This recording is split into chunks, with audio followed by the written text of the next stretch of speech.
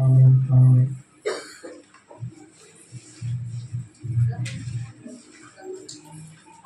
దేవునికి మహిమ కలుగును గాక. దేవునికి స్తోత్రం. హల్లెలూయా.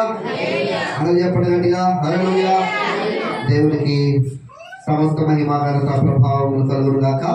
మరి చక్కని అవకాశాన్ని, ఈ మంచి తరుణాన్ని నాకు ఇచ్చినటువంటి పరిశుద్ధులైన దేవునికి మొదటిగా నా హృదయపూర్వకమైనటువంటి ధన్యవాదాలు తెలియజేసుకుంటున్నాను.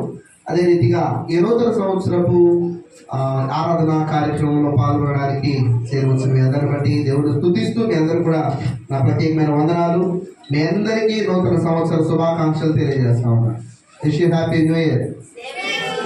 Thank you. దేవుడు మిమ్మల్ని దీవించి ఆస్వాదించును గాక.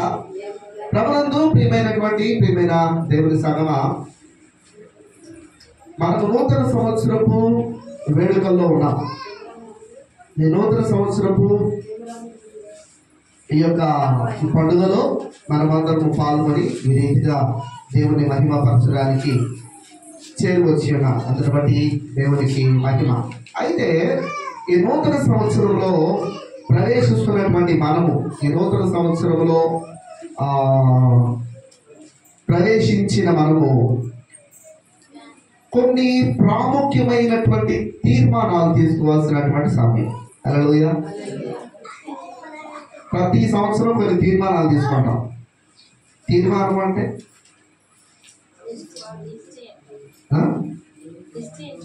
నిశ్చయించుకోవడం, అంటే ఒక మాట అనేది నిశ్చయించుకోవడం, ఒక మాట అనుకుంటాం. లోకంలో వాళ్ళైతే బాగా తాగుతున్నాడు అనుకో, ఏమని చెప్తాడు ఆ నైట్, ఏమే ఇప్పుడు దాకా బాగా తాగేవాడు కదా, ఇక మీద నీ మీద వద్దు, నేను ఇక భార్యను పట్టించుకున్నాడు అనుకో, ఇప్పుడు దాకా ఎట్టున్నాను ఏమోనని, ఏమే ఈ రోజు నుంచి మాత్రం నీ మీద వద్దు, నేను మాత్రం బాగా చూసుకుంటా కదా. ఇట్లా చాలా మంది చాలా రకాలుగా తీర్మానాలు చేసుకుంటారు. కొంతమంది వాళ్ళ జీవితంలో వారికి ఏదైతే కుటుంబంలో ఇబ్బందికరంగా ఉందో ఆ పరిస్థితిని మార్చుకోవాలని, పనికి పోని వాడు పనికి పోవాలని, ఏమండి ఇట్లా చాలా తీర్మానాలు తీసుకుంటాం. చాలా తీర్మానాలు అనేది తీసుకుంటాం. మరి ముఖ్యంగా క్రైస్తవుల దగ్గరకు వచ్చేసరికి తీర్మానం ఏం చేస్తారంటే, అయ్యగారు ఇంతకు ముందు అప్పుడప్పుడు వచ్చేదాన్ని, ఇక ముందు చూసుకో, ఏం చేస్తారంటే ప్రతి వారం నీకంటే ముందు నేనే వచ్చుంటా అని అంటారు. కొంతమంది ఏం చేస్తారంటే, అయ్యగారు ఇంతవరకు నాకు ప్రార్థన చేయడం అనేది తెలీదు, ఈ సంవత్సరంలో చూసుకో ఎంత ప్రార్థన చేస్తానో, నా దెబ్బకి నువ్వు కూడా హడలెత్తిపోవాలి.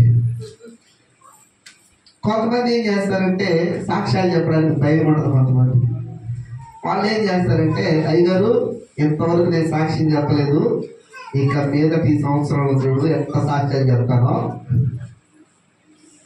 అంటే ఏదో ఒకటి చెయ్యాలి, ఏదో ఒకటి నేను చేస్తాను, ఇది నేను నా జీవితం నేను అనుభవించడం వరకు, దాని కొరకు నేను ప్రయాసపడతాను అనేటువంటి ఒక తీర్మానంలోనికి నూతన సంవత్సరం మొట్టమొదటి రోజున ప్రతి వ్యక్తి ఒక తీర్మానం తీసుకోవడానికి ప్రయత్నం చేస్తాడు. చెడ్డవాడు మంచివాడు అవ్వడానికి, మంచివాడు ఇంకా మంచివాడు అవ్వడానికి. మంచివాడు చెడ్డవాడైతే బాగుండదు. హల్లెలూయా. మంచివాడు ఇంకా మంచివాడు అవ్వడానికి తీర్మానం. హల్లెలూయా. అట్లాగే మన క్రైస్తవ జీవితంలో మనము కూడా కొన్ని తీర్మానాలు తీసుకోవాలి. అవి ఒక 4 విషయాలు మీకు పరిచయం చేసి మీకు చెప్పి నేను ఈ సమయాన్ని ముగించడానికి ప్రయత్నం చేస్తాను. దేవుని యొక్క పరిశుద్ధ గ్రంథంలో మనము చూసినప్పుడు, దేవుని యొక్క పరిశుద్ధ గ్రంథంలో నుండి యెహోషువ గ్రంథము చూడండి. యెహోషువ గ్రంథము 24వ అధ్యాయము 15వ వచనం చదువుకుందాం. 15వ వచనం. యెహోవాను సేవించుట మీ దృష్టికి కీడని తోచిన ఎడల యెహోవాను సేవించుట మీ దృష్టికి కీడని తోచిన ఎడల మీరు ఎవరిని సేవించెదరో ఆ నది అద్దరిని, మీ పితరులు సేవించిన దేవతలను సేవించెదరో అమోరీయుల దేశమున మీరు నివసించుచున్నారే, వారి దేవతలను సేవించెదరో నేడు మీరు కోరుకొనుడి. మీరు ఎవరిని సేవింప కోరుకొనినను నేనును నా ఇంటి వారును యెహోవాను సేవించెదము. చప్పట్లు కొట్టండి. యెహోషువ భక్తుడు తీసుకుంటున్నటువంటి ఒక మంచి తీర్మానం, తన పితరులను, తన ఇంటి వారిని, తన కుటుంబస్తులను, తన యొక్క సమాజం అంతటిని, తన గోత్రపు వారందరిని దగ్గర పెట్టుకొని వారితో చెప్తున్నటువంటి మాట. ఎందుకు ఈ మాట ఆయన చెప్తున్నాడంటే, ఇశ్రాయేలీయులకు మోషే తర్వాత ఇశ్రాయేలుకు పెద్ద దిక్కు అంటే ఈ యెహోషువనే. ఈ యెహోషువ నాయకత్వంలోనే ఇశ్రాయేలీయులు అరణ్యములో నుండి కానాను దేశంలోనికి నడిపింపబడ్డారు. ఎందుకో స్వతంత్రించుకోవడంలో యెహోషువ భక్తుని యొక్క పాత్ర చాలా ప్రాముఖ్యమైంది. ఇశ్రాయేలీయులు యెహోషువ మాటకు లోబడతారు. యెహోషువ మాట చెప్పినట్లుగా వారు యెహోషువకు లోబడి ఆయన యొక్క నాయకత్వంలో ముందుకు వెళ్ళేటువంటి జనాంగం. అటువంటి జనాంగాన్ని అమోరీయుల దేశం దగ్గరకు వచ్చిన తర్వాత ఒక తీర్మానంలోకి తీసుకొని వస్తా ఉన్నాడు. ఏమని తీర్మానం అంటే, మీరు ఎవరిని సేవించదరో మీ ఇష్టం. మీ పితరుల దేవుని మీరు సేవిస్తారా? అమోరీయుల దేవతలను మీరు సేవిస్తారా? ఇప్పుడు అమోరీయ దేశంలో మీరు ఉన్నారు కాబట్టి అమోరీయుల దేవతలు మీరు సేవిస్తారా? మీ ఇష్టం. మీరు ఎవరిని సేవింప కోరుకొనినను సరే, నేనును నా ఇంటి వారును ఏం చేస్తాము? నేనును నా ఇంటి వారును యెహోవాను సేవించము. హల్లెలూయా. చాలా కుటుంబాల్లో ఒక వ్యక్తి మందిరానికి రావడానికి ప్రారంభమైతే ఆ మనిషిని ఆపడానికి, ఆ వ్యక్తిని ఆపడానికి, ఆ మందిరంలో నుండి ఆ వ్యక్తిని వెనకకు లాగడానికి ఎన్ని ప్రయత్నాలు జరుగుతూ ఉంటాయో. హల్లెలూయా, హల్లెలూయా. ఈ మధ్య కాలంలో మా సహోదరుల కుటుంబాల్లో, మా అన్నగారు ఇద్దరు అన్నలు ఉన్నారు నాకు. మొత్తం మేము 5 అన్నదమ్ములం. 6 అయితే ఒక ఆయన వెళ్ళిపోయాడు. 5 ఉన్నాం. 5లో దేవుని మందిరానికి నడిపింపబడుతున్నటువంటి సహోదరులు 2 ఉన్నారు. హల్లెలూయా. ఇంకొక కుటుంబం ఉంది, వాళ్ళు క్యాథలిక్ సంఘాల సమావేశానికి వెళ్తారు. దీన్ని బట్టి మేము దేవుని నమ్ముకున్న కుటుంబాలు 4. ఈ కుటుంబాల్లో 2 సహోదరులు ఈ సంవత్సరంలో ఈ 2 నెలల్లో 3 నెలల్లో బాగా మంచి శోధనలు ఎదుర్కొన్నారు. దేవుని స్తోత్రం. హల్లెలూయా. మా వదినమ్మ గారు ఫోన్ చేసి, అయ్యా ఆ పరిస్థితి ఏం బాగాలేదు, ఒక్కసారి నువ్వు ఇంటికి తెచ్చుకోవాలి, లేకపోతే లాభం లేదు. నేను లేచి కూర్చోడానికి కూడా వీలు లేకుండా ఉంది. మీ అన్నయ్య పరిస్థితి చాలా ఘోరంగా తయారయ్యింది. చాలా ప్రమాదాలు ఎదుర్కొంటా ఉన్నాం. ఒక్కసారి ఇంటికి వచ్చి నువ్వు ప్రార్థన చేసిపోతేనే, లేకపోతే కుదిరేటట్లేదని చెప్పినప్పుడు నేను మా అన్న ఇంటికి వెళ్ళి ఎందుకు చెప్తున్నానంటే చిన్న సిచ్యువేషన్ ప్రార్థన చేశాను. ఇంట్లో మా అన్నగారి కుమారుడు, నా కొడుకు 2వ వాడు కాలు ఇరిగిపోయింది. 2 చోట్ల పెరిగినట్టు 2 ఎముకలు ఇరిగిపోయినాయి. కాలుకి కట్టేశారు, రాడేశారు. 3 నెలలు ఇంట్లో నుంచి కలవడానికి వీల్లేదని చెప్పేసి డాక్టరు. ఇంకా ఎవరైనా చూశారు, ప్రార్థన చేశాను. అప్పుడు మా అన్న అంటున్నాడు ప్రార్థన అయిపోయిన తర్వాత, అయ్యా మేము దేవుడు నమ్ముకున్నామంటే ఇదిగో ఈడు వల్లేనయ్యా, ఈడేమో వెనక్కుపోయాడు, మేమేమో ముందుకెళ్తున్నా. దేవుడు స్తోత్రం. హల్లెలూయా. ఈడు బట్టే, ఈ కుటుంబాన్ని బట్టే మేము దేవుణ్ణి నమ్ముకున్నాము. ఈడి ద్వారానే దేవుడు అంటే మాకు తెలిసింది. ఈడేమో లోకంలో ఉండిపోయాడు, మేమేమో దేవుళ్ళకి వెళ్ళడానికి వేరుపడింది. ఇదే మాటను గడిచిన వారంలో మాట్లాడుతున్నాడు. హల్లెలూయా. ఆయన కూడా అదే విధంగా పెద్ద కుమారుడు మొన్న వచ్చాడు, 2వ వాడు మహేష్ను బట్టి ఆ కుటుంబం రక్షింపబడింది. వాడి పరిస్థితి ఘోరాతి ఘోరం. ఏమంటే చిన్న వయసులోనే ఆ యొక్క యూరిన్ బ్లాడర్ లో రాళ్ళు ఏర్పడడం, ఆ రాళ్ళు తీయడానికి ఆపరేషన్ల మీద ఆపరేషన్లు చేస్తూ ఆ పిల్లవాడిని చిన్న వయసులో వాడికి ఆ పరిస్థితి ఏర్పడినప్పుడు వాడిని బట్టి దేవుడు నమ్ముకున్నాడు. నేను దేవుడు నమ్ముకుంటే మా బిడ్డ బాగుపడతాడు.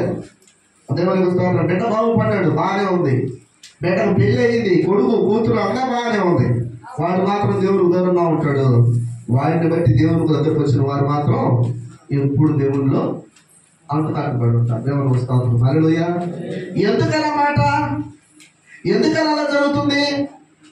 నువ్వు ఇక్కడ ఈ యొక్క భక్తుడు కూడా అదే అంటున్నాడు.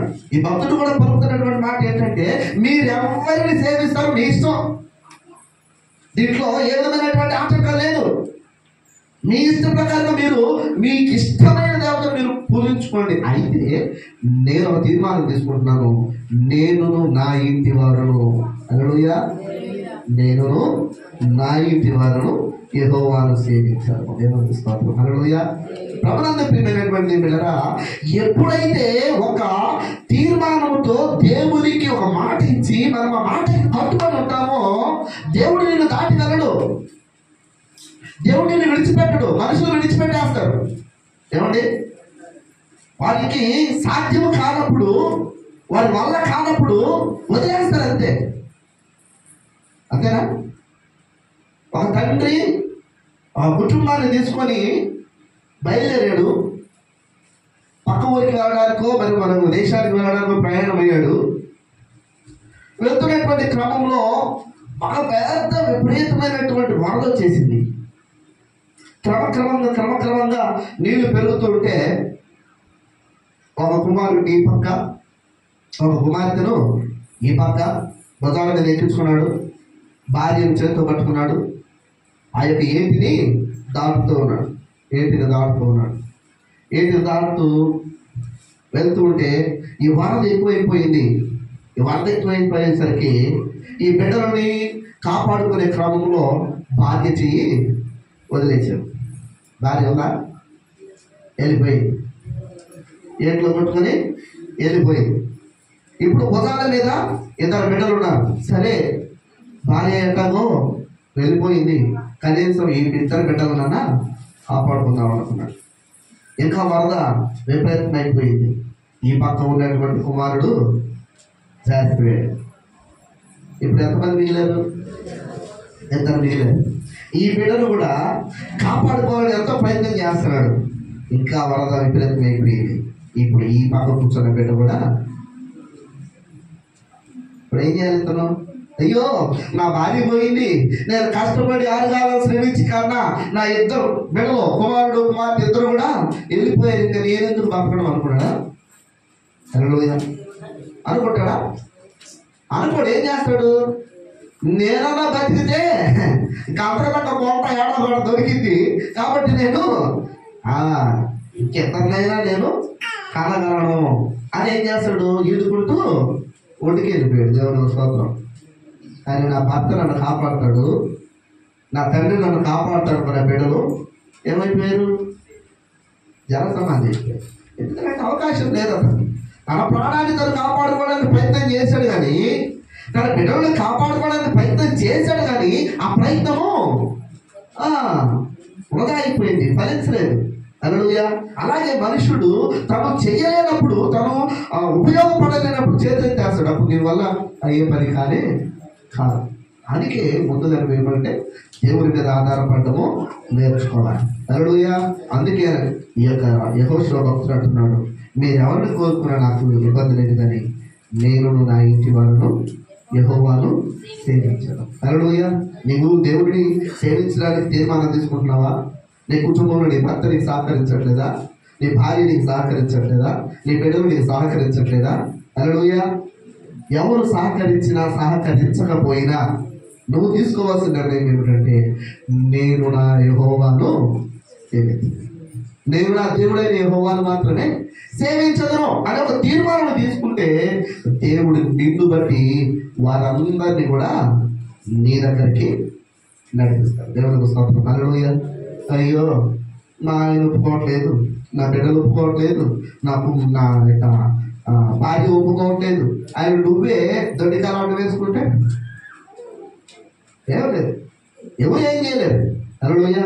నువ్వు లోకంలో పడిపోవాల్సిందే, దేవునికి దూరం అయిపోవాల్సింది. దేవునికి దూరమైన వారి పరిస్థితి ఎలా ఉంటుందో ఒకసారి మిమ్మల్ని మీరు పరిశీలన చేసుకుని ఆలోచించండి. దేవునికి స్తోత్రం. యెహోషువ భక్తుడు అంటున్నాడు, మీరు ఎవరిని సేవించినా నేను నా ఇంటి వారిని యెహోవాను సేవించను, నేను నా ఇంటి వారిని యెహోవాను సేవించను. చూడండి, దేవుని యొక్క ప్రశ్న మరొక విషయాన్ని మనం ధ్యానం చేద్దాం. మొదటి సమయాల గ్రంథము 12వ అధ్యాయము 23వ వచనం చదువుకున్నాం. 23వ వచనం, నా మట్టుకు నేను మీ నిమిత్తము ప్రార్థన చేయుట మానుట వలన యెహోవాకు విరోధముగా పాపము చేసిన వాడనగుదును, అది నాకు దూరమగును గాక, కానీ శ్రేష్టమైన చక్కని మార్గమును మీకు బోధింతును. దేవునికి స్తోత్రం. హల్లెలూయా. సమయాల భక్తుడు ఒక తీర్మానం చేస్తున్నాడు. ఏమిటి ఆ తీర్మానం అంటే, ఆయన అంటున్నాడు, నా మట్టుకు నేను మీ నిమిత్తము ప్రార్థన చేయని ఎడలా, హల్లెలూయా, చేయని ఎడల నేనేమైపోతాను అంటున్నాడు,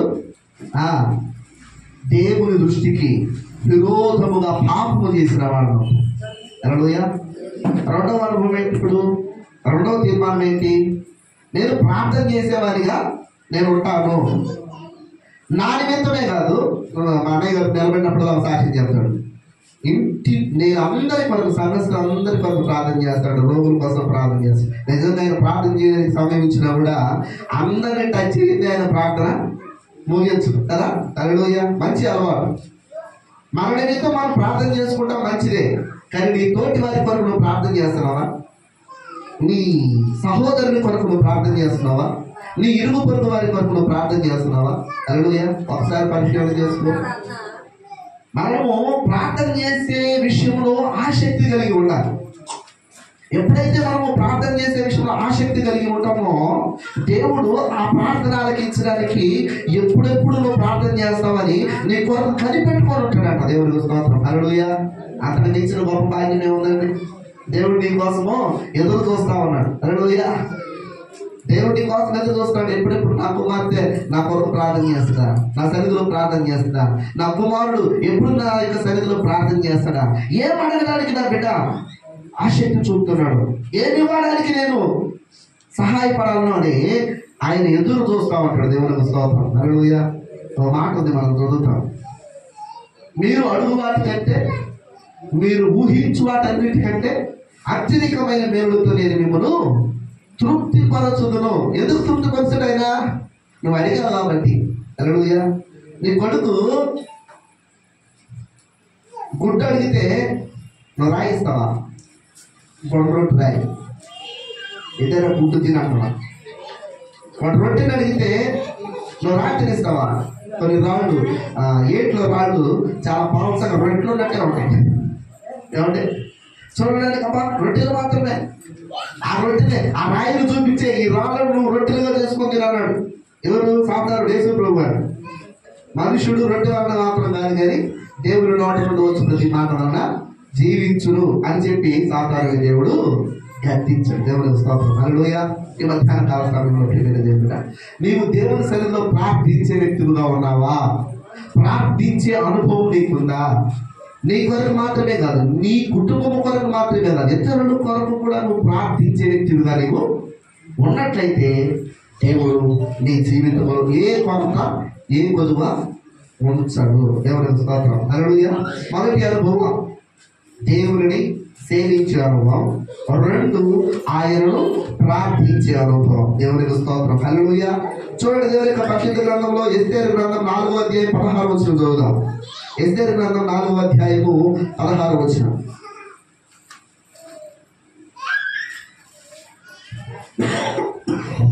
నీవు పోయి శూషణందు కనబడిన యూదులందరినీ సమాజ మందిరంలో కూర్చి నా నిమిత్తము ఉపవాసముండి 3 దినములు అన్నపానములు చేయకునుడి, నేనును నా పనికత్తులు కూడా ఉపవాసముందుము.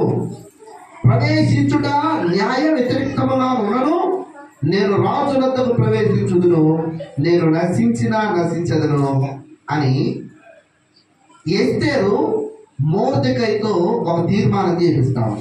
హల్లెలూయా.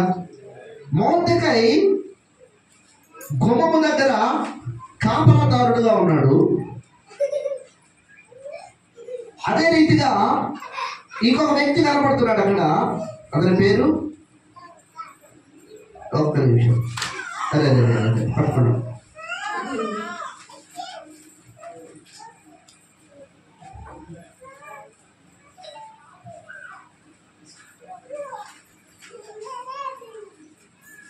హామాన్, అతని పేరు హామాన్. హామాన్ అనే వ్యక్తి రాజనగర్లోకి వస్తూ ఉంటే గుమ్మము దగ్గర నిలబడినటువంటి కాపలాదారుడు అతనికి వంగి నమస్కారం చేయలేదని అతని మీద పగబట్టాడు. అతని ఒక్కరి మీద పగబట్టలేదు, అతని వంశస్థులైన యూదులందరి మీద అతడు పగబట్టాడు. హల్లెలూయా. ఈ యూదా జాతి ఉండడానికి వీలు లేదు, ఈ యూదా జాతిని అంతటిని నేను నిర్మూలన చేయాలి, ఈ భూమి మీద యూదా జాతి అనేది లేకుండా నేను చేయాలి అనేటువంటి తీర్మానం చేసుకుని ఈ మొర్దెకై కోసము ఒక ఉరి కంపాన్ని కూడా సిద్ధం చేశాడు. ఎవరు? హామాను. అయితే రాజుతో మాట్లాడి ఇశ్రాయేలు జనాంగమైనటువంటి యూదులందరినీ చంపమని ఒక ఆజ్ఞను తీసుకొచ్చేసాడు. ఇప్పుడు ఈ మొర్దెకై కుమార్తె రాజనగరంలో రాణిగా ఉంది. ఆమె పేరు ఎస్తేర్. ఎస్తేర్ ఏంటండి? ఎక్కడికి?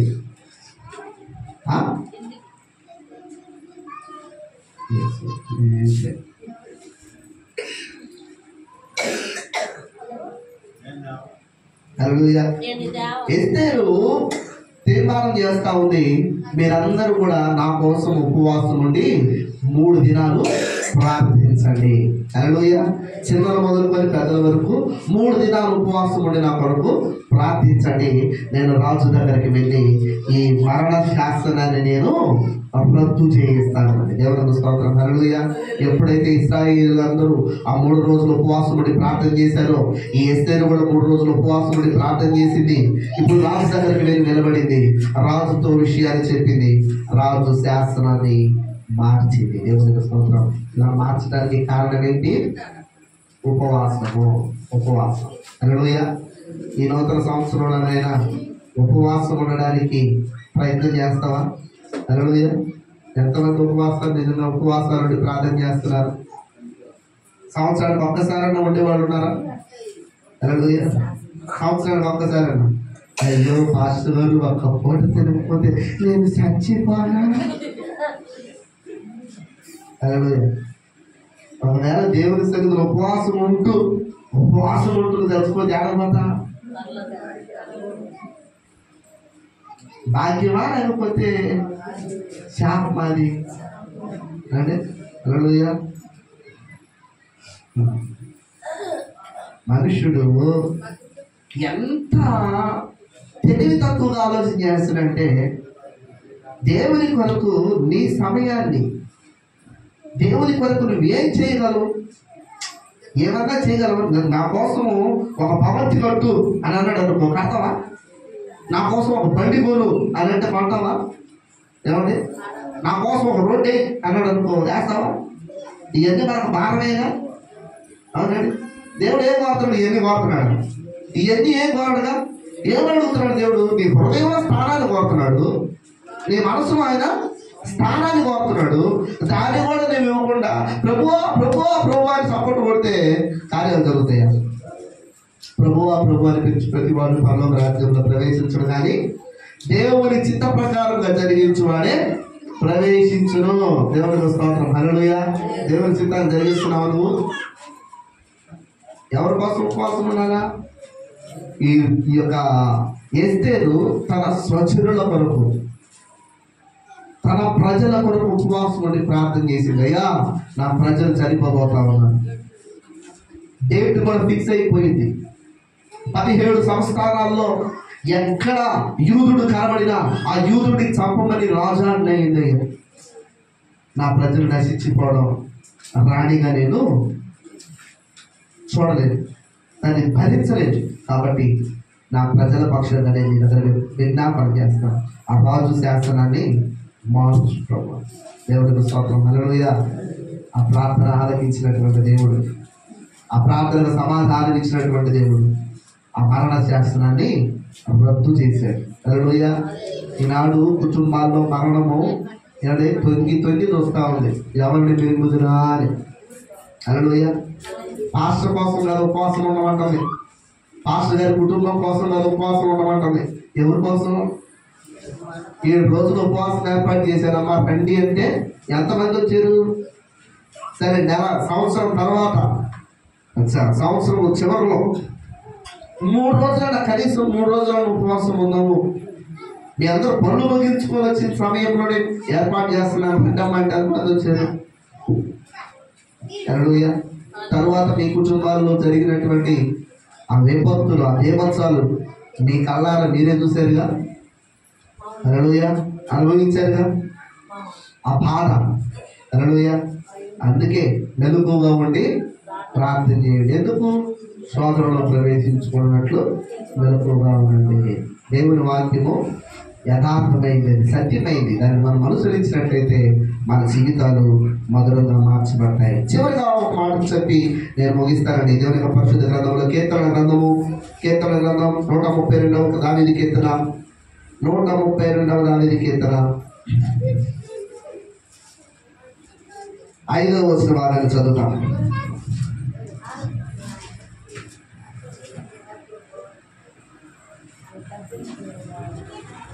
చదువుదామా? కీర్తన గ్రంథము 132వ కీర్తన 5వ వచనం. నా వాసస్థానమైన గుడారములో, అదేనా, నా నివాస నేను ఒక స్థలమందు చూసు వరకు, అది నా వాసస్థానమైన గుడారములో నేను ప్రవేశింపను. నేను పరులు మంచం మీదికి నేను ఎక్కను. నా కన్నులకు నిద్ర రానియను. నా కనురెప్పలకు కునికి పాటు రానివ్వను. హల్లెలూయా. ఇక్కడ అంటున్నా చూడండి, ఎట్లనగా యెహోవాకు నేను ఒక స్థలము చూచు వరకు, యెహోవా యొక్క బలిష్ఠునికి ఒక నివాస స్థలము నేను చూచు వరకు, నా వాసస్థానమైన గుడారములో నేను ప్రవేశింపను. నేను పరులు మంచం మీదికి నేను ఎక్కను. నా కన్నులకు నిద్ర రానియను. నా కన్నులెప్పలకు కునుగుపాటు రానియను. అబ్బా, ఈ సందర్భం ఏందో తెలుసా? దావీదు భక్తుడు దేవుని కొరకు ఒక మందిరం కట్టించాలని ఆశపడ్డాడు. ఏం కట్టించాలని? మందిరం కట్టించాలని. హల్లెలూయా. ఆయన కట్టించడానికి అతనేమి గొర్రెల దొడ్లో లేడు. ఇప్పుడు ఆయన ఎక్కడున్నాడు? సింహాసనం మీద ఉన్నాడు. సింహాసనం మీద ఉన్నాడు, మహారాజుగా ఉన్నాడు. హల్లెలూయా. మహారాజు అంటే ఆ దేశానికి అతడు అధిపతి కదండి. ఆ రాజు చెప్పినట్టుగా కూర్చోమంటే కూర్చుంటారు, లేకుంటే లేస్తారు. అంతా రాజశాసనం. అటువంటి రాజుకి ఒక ఆశ కలిగింది. ఏమని? నేనేమో భవంతిలో ఉన్నాను, నా దేవుని మందసము గుడారంలో ఉంది. గుడారం అంటే ఏంటి? ప్రత్యక్షపు గుడారం.